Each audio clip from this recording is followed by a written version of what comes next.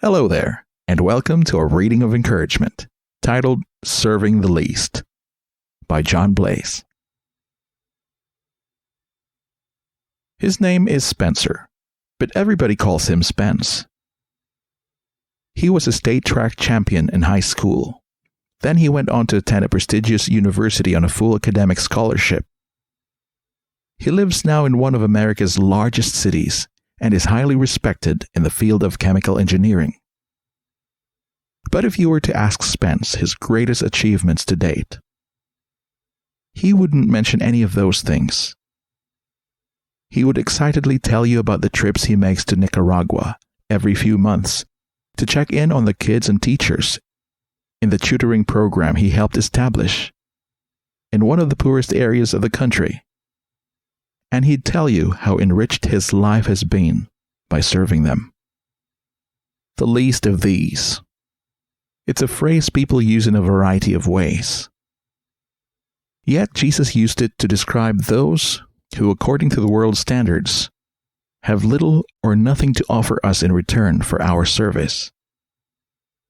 They're the men and women and children the world often overlooks, if not forgets completely.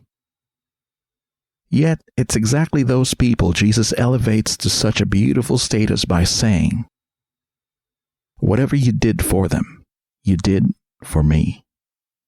Matthew chapter 25, verse 40. You don't have to have a degree from a prestigious university to understand Christ's meaning. Serving the least is the same as serving Him. All it really takes is a willing heart. Our scripture reading is found in Matthew chapter 25, verses 31 to 40. When the Son of Man comes in His glory, and all the angels with Him, He will sit on His glorious throne. All the nations will be gathered before Him, and He will separate the people from one another, as shepherd separates the sheep from the goats. He will put the sheep on His right and the goats on His left. Then the King will say to those on His right, "Come, you who are blessed by my Father. Take your inheritance, the kingdom prepared for you since the creation of the world. For I was hungry, and you gave me something to eat. I was thirsty, and you gave me something to drink. I was a stranger, and you invited me in. I needed clothes, and you clothed me. I was sick, and you looked after me. I was in prison, and you came to visit me." Then the righteous will answer Him, "Lord, when did we see you hungry and feed you, or thirsty and give you something to drink?